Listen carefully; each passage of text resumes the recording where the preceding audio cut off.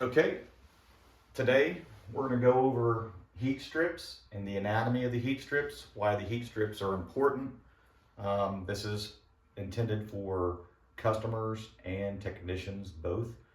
We don't expect our customers to get in there and work on heat strips, but we do want them to understand the importance of it. Technicians, we want you to understand how to better explain the importance of these heat strips and what's necessary as a functionality of your HVAC system and heat mode. Some of you are down south, maybe you're watching this video and that's your primary heat source. Some of you a little further up north, Georgia, Florida area, maybe this video will help you better understand how those heat strips as a secondary source assist the heat pump. There's a lot of miscommunication on heat strips not being important, that you don't need them, that they're not necessary, and manufacturer put them there for a reason. It's our job as technicians to make sure that if it's part of the equipment, we know how to work on it, we know how to keep them up and running. If we're a homeowner, it's our job to understand what we need as far as heating capacity, and if heat strips are part of that capacity, to get that capacity higher, then it's important to make sure that they're there and working properly as well too. Proper maintenances can ensure heat strips are working. And then of course getting into it, the difference between primary and secondary would be primary, the heat strips are the only source of heat. Secondary, they're there either as a backup or they're there to assist the heat pump during a defrost cycle. Simply, when you go through a defrost cycle, the evaporator coil is going to be at a lower pressure. It's literally in air conditioning mode while we're trying to thaw the ice off the condenser. While that's happening, it could be about a 30-second to a minute process, sometimes a little longer depending on how thick the ice is outside and how frequently the system needs to go through a defrost. So you got to think about it. If your system's theoretically in air conditioning mode at that point in time and it's 35, 40 degrees outside, the last thing you want is cold air pushing out your vents. So those heat strips during a defrost are actually going to eliminate a lot of that, what we call cold blow. And so if they're not working properly, then that's going to be an issue when you're trying to go through what's called a recovery mode. Recovery is how long does it take to maintain heat in my home during a defrost cycle. All right. If I'm blowing cold air out of my vents, then I'm actually going to be dropping the temperature, not really maintaining the temperature or raising the temperature.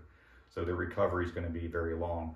A lot of times you'll have a homeowner that'll sit there and say, last night it got down to 40 degrees in my house, and this morning, the temperature got back up to 65, 70 degrees. Very common problem. Technician goes out there, finds nothing mechanically wrong with the system, forgets to check the heat strips. Whole time the system went through a defrost, heat strips never came on, system never recovered all night long. Every time it goes through a defrost, the temperature continues to drop and drop and drop. So there's a lot that we can take in. I can talk about it literally all day long. I'm going to try to compress this video to the shortest length of time possible, and we'll do multiple videos on heat strips. Just to jump right into it, we want to understand that there is a lot of parts to a heat strip. These parts aren't common throughout the entire system. We don't really use these components when we're in cool mode. For example, I have relays over here behind me on my toolbar that I've selected that we're really not going to see unless we're utilizing heat strips. For example, the thermal disk time delay relay, also known as a sequencer. Some of you may have called it a Christmas tree. There's lots of nicknames for it. However, you need to know the name if you're going to be ordering the part. There's two types. I'm going to hold them both up. So we have a 2-pole, we have a single pole. So if I'm only using this for one string of strips, like a 5 kilowatt, I don't really need the 2-pole. because I'm not going to use the second pole for anything. But the one pole is what we're going to utilize in today's video. And then we'll go ahead and put a 2-pole in there. We'll also use a contactor. Everybody should be familiar with a contactor. Contactors are used in the outside unit, but a thermal disk time delay relay will not be used in the outdoor unit. So a lot of you look at these and you're looking at a part that looks very foreign. Like, what is that? How does it work? We can put other videos out there that show more how those relays work and other practical reasons to use them. For this, we're going to go ahead and build our heat strips, and we're going to start with using those relays. Now, I have a picture of a blower here, just a PSC motor. You got our capacitor over here. I have a picture of the meter. This meter is the meter that we like to use in our company here at Ideal Conditions. It's the SC40. The meter has got many different settings on it. The setting that we're going to be talking mostly about will be volts. A lot of you check your heat strips by reading ampacity, but when you're diagnosing them, you need to understand the anatomy so you can diagnose it using the volts setting on your meter, and we're going to talk about that. If I wanted to just know, hey, do these things work? Yeah, let's just amp it out, see if we're pulling enough amps. But if I want to diagnose and find out what's wrong, what's open, what's not closed, then I'm going to need to know how to read volts on my meter. So we're going to cover that. So you can use any meter. It doesn't have to be the SC40. This is just the meter that we use, and for the purposes of this video, we want to use it. Our technicians use it. So we have our motor, we have our meter. This rectangle diagram here is going to be the platform that we put all of our components on it to build this 5 kilowatt auxiliary heat strip. All right, so we're going to go ahead and first come in with some lugs.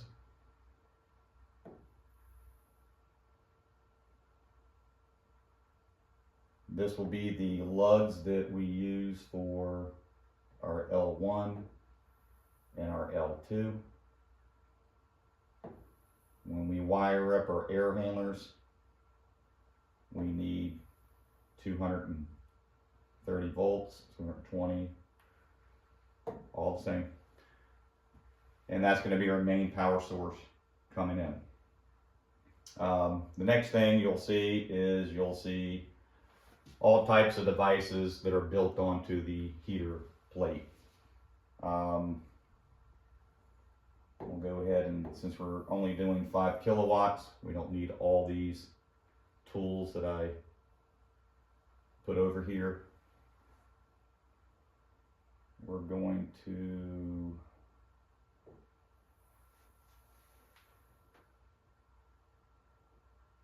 explain all these after I place them on the plate.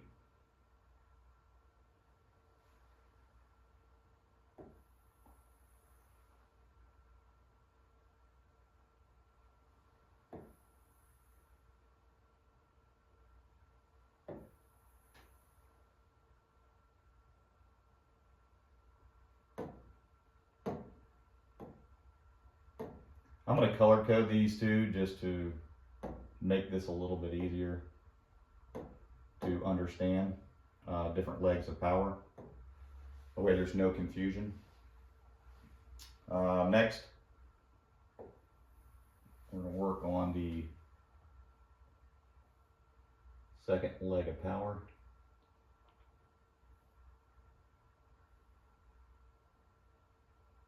All right, there.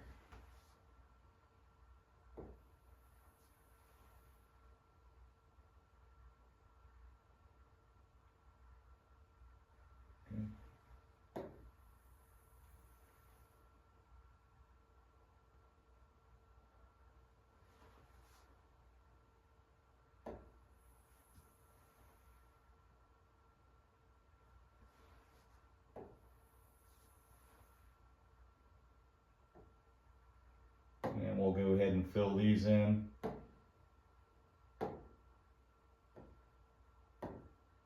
With our other color we're going to use for our second leg of power here. So there are two. Come on, work for me. There we go.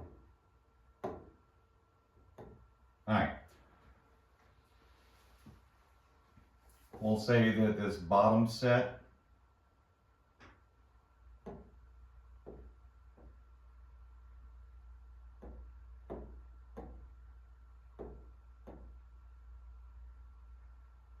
is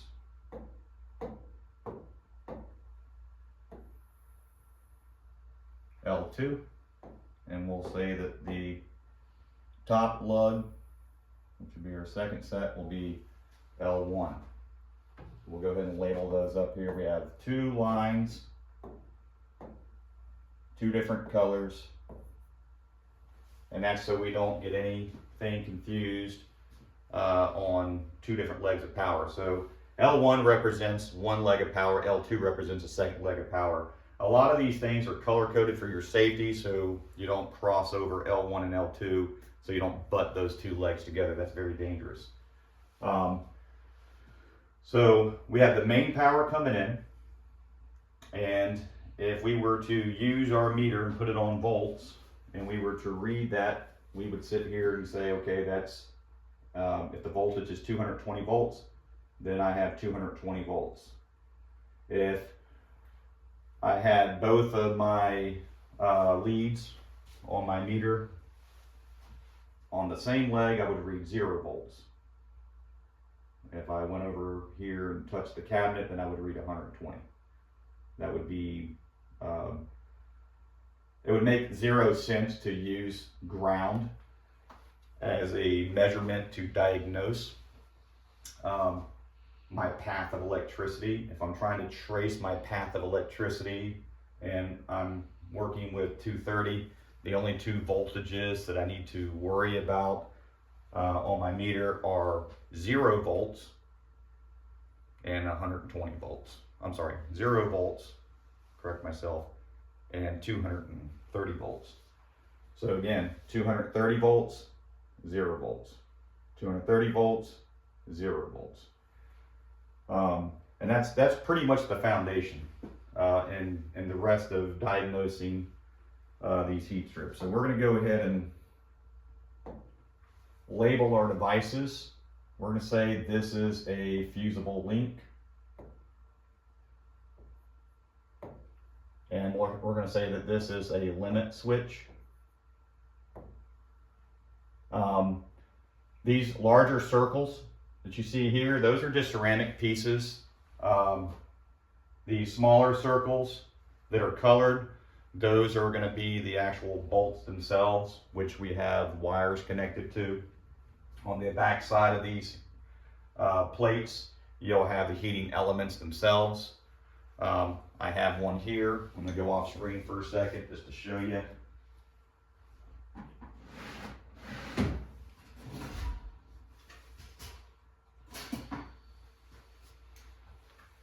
Very simple set of heat strips. You can see here the heating element, which I don't have drawn on my diagram. And you can see that we have the ceramic pieces here, okay? My small circles represent the little device that I'm connecting my wires to. My limit switch here, I have here, and then of course my fusible link. They don't have a fusible link on this one. I can get another set of heat strips that has a fusible link just to show you what that looks like.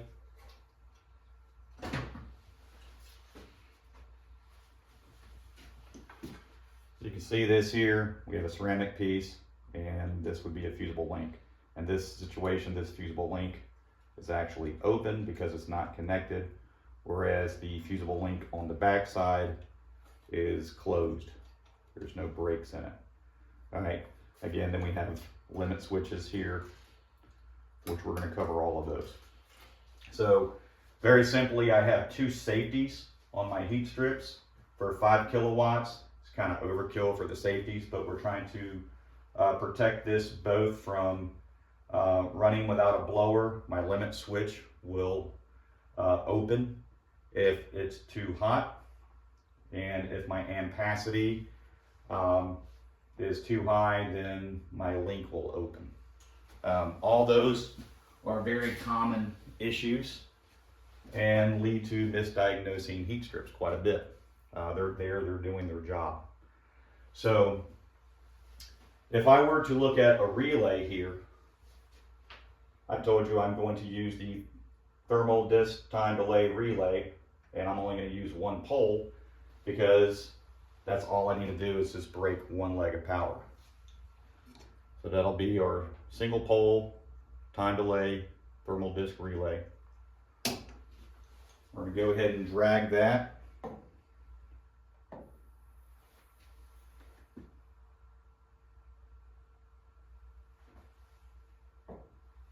over to our heat strip plate, and now we're going to wire it up. So we're going to go ahead and do red first. That represents L1. I don't have to break L1. So what I'm going to do is I'm going to go ahead and make this very easy. I'm going to come over and go ahead and increase the size of the mark so you guys can see it better. I'm going to come over and I'm just going to go ahead and land it.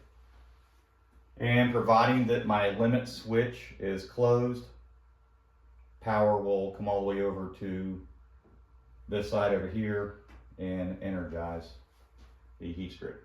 Now, if I were to, I'm just going to write ground, and we're going to use this as a diagnostic tool here. If I put one lead on ground and I put one lead up here, I'm going to read, one leg of power. In this case, if I'm 230, then half of that would be 115, right? Or if I'm 240, half of that would be 120.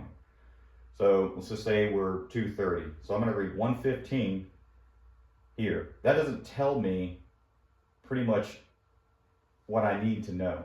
If I'm trying to test these heat strips out, that doesn't tell me anything. If I wanted to look and see if I had a problem with my fusible link, it would be easier to come over here and put one lead here and one lead here and see if there's any voltage across it. If I'm reading no voltage across it, of course this isn't completely wired up. Once it's completely wired up and I'm reading 0 volt across it, then that will tell me that it's closed. So I'm going to go ahead and finish up. We're going to take L2 and we're going to break it across the top side of the relay.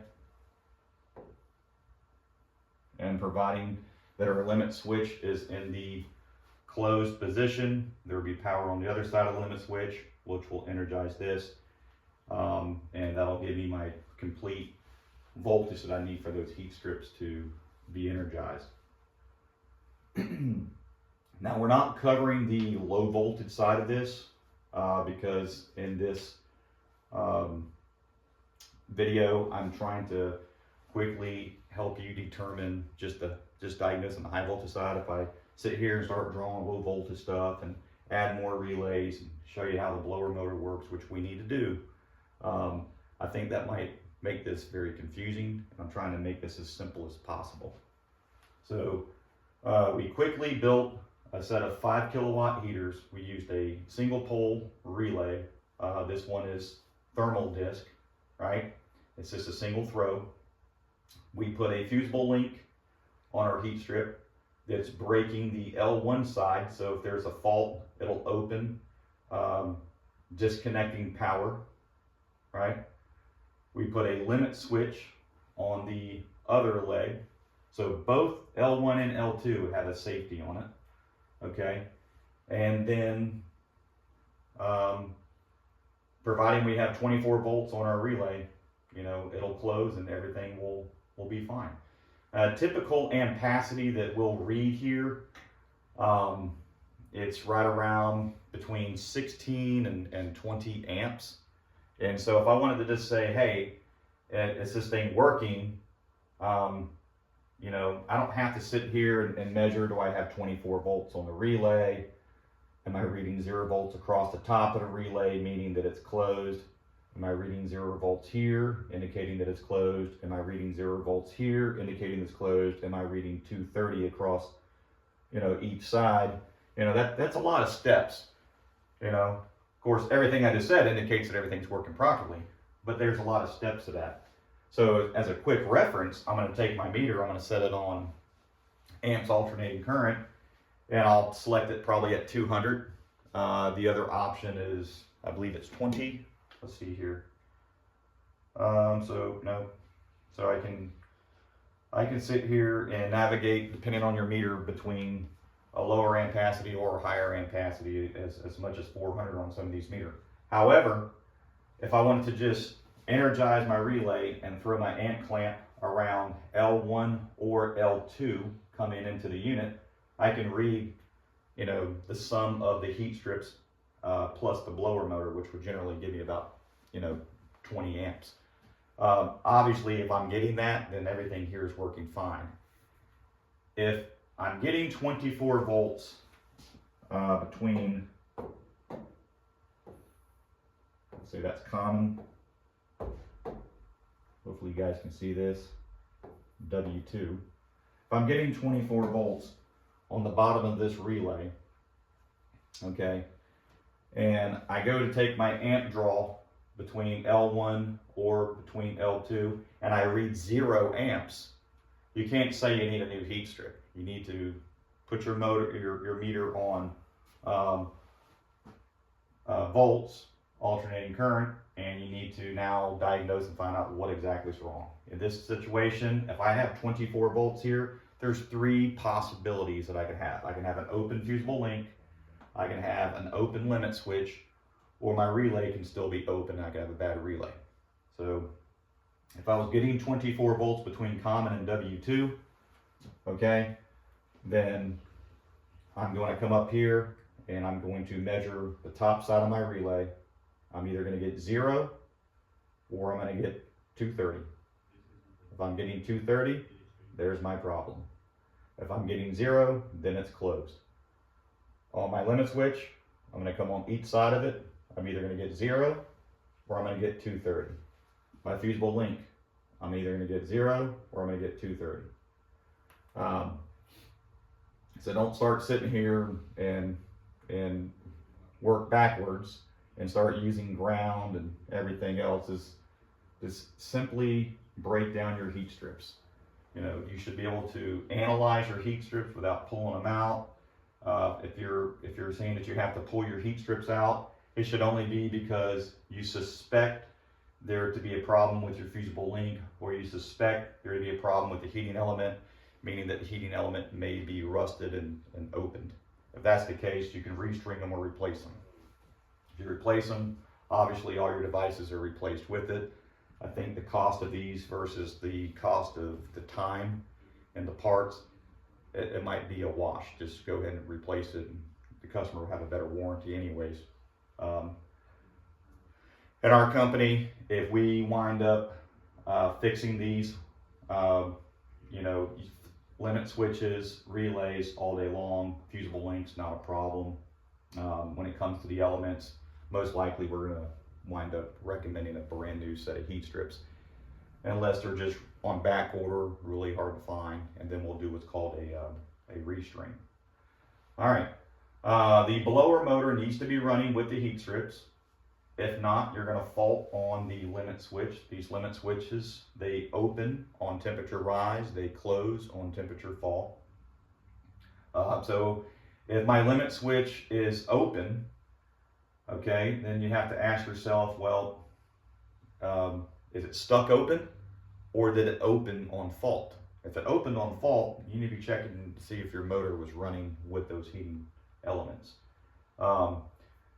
And that's pretty much it. There's only 3 things to check on this. Now we're going to go over other videos that have 8 kilowatt and 10 kilowatt, and we're going to add a little bit more layers to this. But be kind of hard to jump into an 8 kilowatt or 10 kilowatt that has a lot more anatomy to it when we can't simply understand 5 kilowatt. Now you might get lucky and maybe you only have a fusible link and no limit switch, or you maybe have a limit switch and no fusible link, and it's even easier to diagnose. A lot of times they'll put different relays in here. I told you we would actually cover that. This won't take very long. I'm gonna go ahead and erase some of this here. All right, if I were to change out my relay, we'll go ahead and drag it back. Oops, I'm sorry about that, guys. Board is extremely sensitive.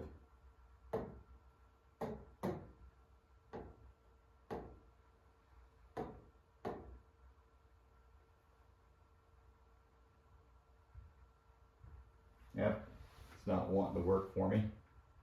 Give me a second here.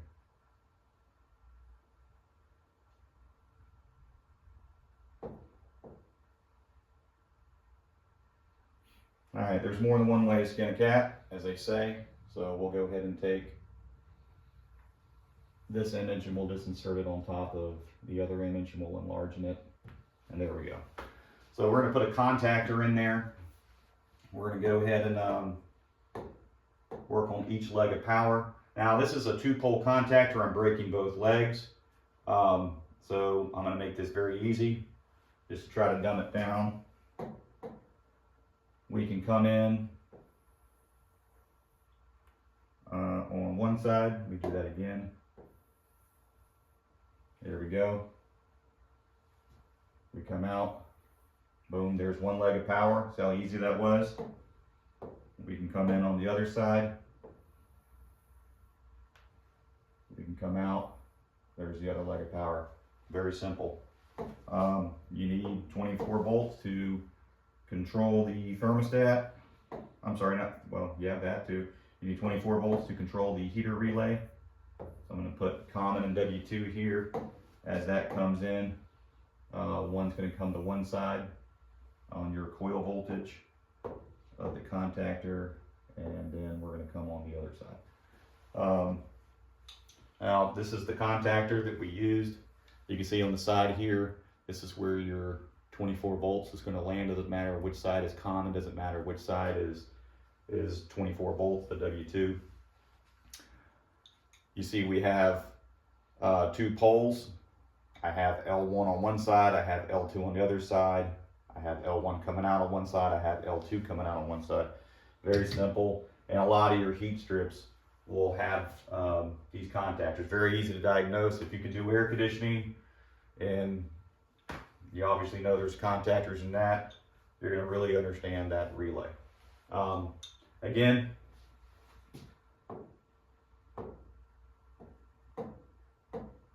the simple components that we have are a limit switch, a fusible link, and a limit switch.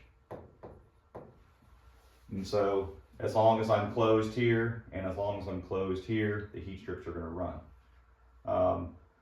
The reason why I like the contactors is you can see if the contactor's pulled in without even getting your meter out. So the contactor's either going to be pulled in. Sometimes they'll make a little bit of a humming noise. If they make too much of a humming noise, replace them. Sometimes customers will complain that the air handler is making a humming noise or a chattering noise.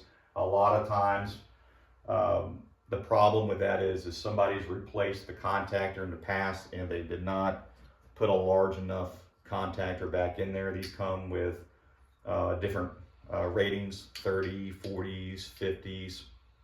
And if you're utilizing it for a set of heat strips, you got to think about what the amp draw is on those heat strips. You know, for a 5 kilowatt, I could put a 30 amp 2-pole contactor on it all day long. But if I was using like a 10 kW heat strip and I put a 30 amp 2-pole contactor on it, well, I'm pulling more than 30 amps. So that's going to obviously create a problem eventually. It might work right away. It may get you in and out of the call, but it's not something you can leave in there. In this situation, I can use a 30 amp contactor because it's 5 kilowatts, and as we went over earlier, I'm only pulling up to about maybe 20 amps of power with the blower motor. I have 2 other relays here. Let me step off screen a little bit so you guys can see. We have the 9380, we have the 9340. The sequencer up here is the same as we talked about. It just has the second pole on it, so no, like I said earlier, no reason to use that unless I have another set of strips, 8K or 10K, so I can break that strip as well.